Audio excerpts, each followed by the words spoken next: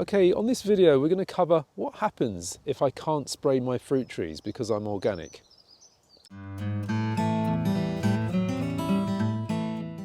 So we're going to cover how to spray trees the conventional way and the ups and downs of that idea. We can't do that here, so what are the options for us? We've got cultural methods, we've got varietal choice, and most importantly, we've got predator management and nutrition. Stay tuned. So what does conventional spraying really mean? We've got two types of sprays which historically have been used. Originally, people didn't spray orchards, they had virtually nothing to use. Maybe they used lime wash. 19th century was the time of industrial spraying. They invented a lot of new things. Some of them were based on lead and arsenic, and they became the go-to up until the 1950s.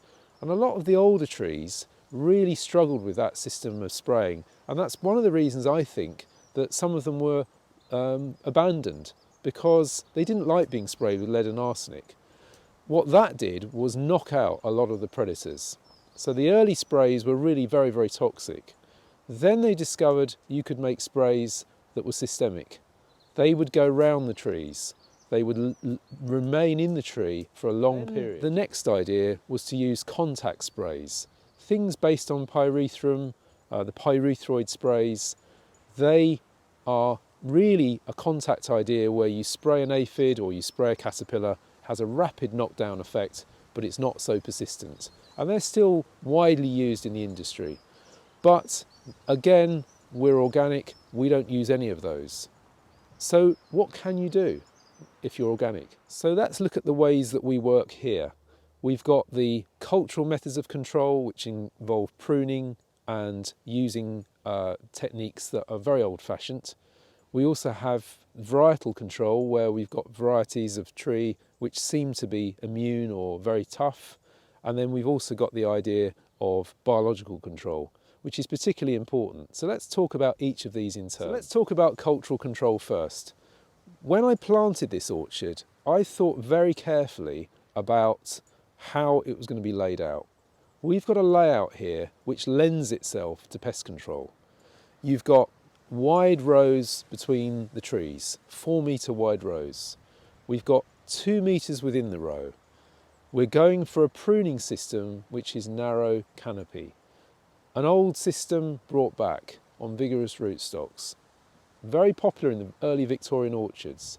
Particularly good because the fruit gets lots of exposure to UV, it gets plenty of air. That eliminates almost completely scab, canker, dieback, problems that are usually sprayed against. Also, it makes it very easy to spot predators. You're not wasting space, you've got lots of room to get into the tree and to spot any caterpillar damage, which you can pick off if you want, or more importantly, the birds can pick off. So it's extremely easy to spot a problem early on and deal with it. So the cultural methods that I use here involve pruning at the right time and using a good spaced system. But also I rely on another very ancient idea, planting garlic, which is reputed to be very successful. And we've been trialling this now for 2 years, and I must say the aphid numbers here are extremely low. So these are things that I rely on. And the final cultural method of control that we have here is absolutely imperative to get right.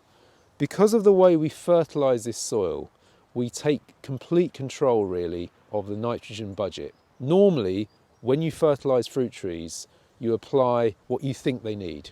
You measure them perhaps, and you apply it to the soil, and then you hope that it'll end up in the tree and you'll get good growth. But actually what often happens is you don't get the growth you want.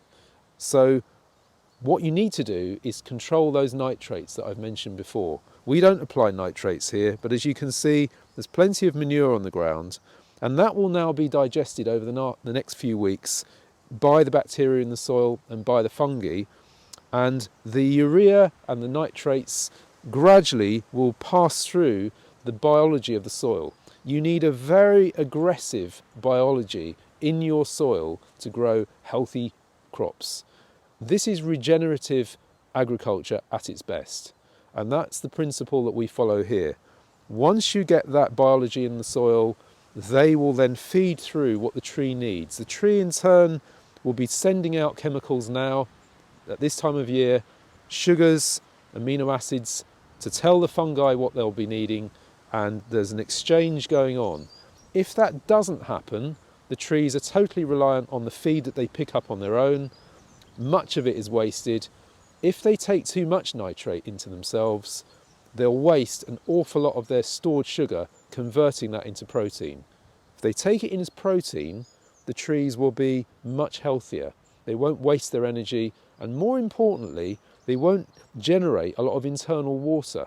One of the reasons that we produce fruit with such a good flavour with this system is because it's not watery. When you have high nitrates in trees, you have a higher water content. You also use up a huge amount of the stored sugar. So guess what? The trees get stressed, they build up amino acids, which are bad amino acids, or they build up ammonium, and that attracts the pests in. The mites, the aphids, and the caterpillars are drawn to trees with a high ammonium content.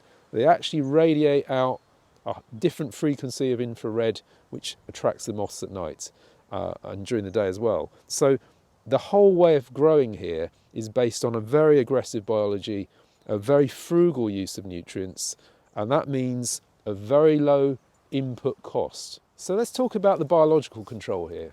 The big problem you have with biological control is that you're relying on predators and parasitic insects mainly, and birds, to come in and find the pests for you and get rid of them. It sounds too good to be true. And one of the disadvantages of relying completely on biological is that the predators and parasites tend to follow the population numbers of the pest. So if we get a very large outbreak of caterpillar or aphid early on in the year, are there enough predators around or parasites around to actually control them? And the answer is it depends. It depends on how you've organised yourself. That's why it's so important to set up a very rigorous and varied ecosystem in the orchard. If you don't have that, you're going to really struggle to be organic. And there are really three pillars to what we do. There is this idea of ecology, using habitat, using the environment to really support the orchard. There's the idea of the second idea, which is to be organic, which is what we're discussing here. And then there's this idea of using historical, the third method, the historical approach, to create an environment that we know works. The main predators that we have here, you can hear today, they're the birds. We've got blue tits, we've got great tits, and it's really important that you feed your birds during the winter and keep the numbers very high, because by the spring, if they're nesting early, they'll be looking for those caterpillars in the trees, they'll be hunting for those aphids. So the birds are a really important part of what we do here. And I'm really looking forward in the next few years to seeing more and more birds coming in and possibly nesting in the orchard. That would be really great when that happens. The second group of predators that we really rely on are the soil-dwelling insect pests. They're the ground beetles. We're very fortunate here to have a number of species of ground beetle. We've got the violet ground beetle and we've got smaller ground beetles, which I'll show you in our audit that we're doing of all the species this year. This is census year, but we're doing a census of all the insects and animals that live in the orchard, along with the plants, and I'll be giving you the results of that later on. So those insects are really predating on the pupa, the grubs, of things like codling moth and winter moth, very difficult to control. And a lot of orchards fall foul of those and resort to spraying in the end. What I've found in my years of growing fruit is you don't need to spray for those. You rely on the predators to get them at the pupal stage and you keep the numbers down. But we also have another predator group which is very important here, and they're the bats. If you have a large number of bats in your orchard, your moth population will be tiny, and it's a really good way of keeping the moth numbers down. The sheep droppings have an awful lot of insects living in them, and because this is an organic orchard, the insects have no pesticides and the bats thrive. And you'll see bats probably in the summer when they're flying at dusk. The third part of control is varietal control, and that's really important. Here in the orchard we've got an enormous range of different fruit types, and fruit varieties. So Cat's Head is a great choice because it's a tough old apple. It goes back to the 1600s, and we know it doesn't really get much wrong with it. So let's have a look at some of the other ones we've got in the orchard. So this is Bird d'Amelisse. This is a fantastic old pear. Doesn't really get much wrong with it. Doesn't suffer from scab or canker. Very rarely grown now, but we're growing it here because it's a very useful variety. So this is Newton Pippin, which is an American apple, very popular, extremely good apple in the US. We grow quite a few US apples here and I really love them. And this is a particularly nice apple to have. So we're looking forward to seeing that grow. It's disease resistant, which is very important. And just along here, we've got Harry Master's Jersey, which is another traditional English cider apple, another tough one. Very late opening its buds, which is an advantage here because you avoid the late frosts. And there are apples that open early, but most of them here are very tough. Hope you enjoyed that video and join us again soon for more updates.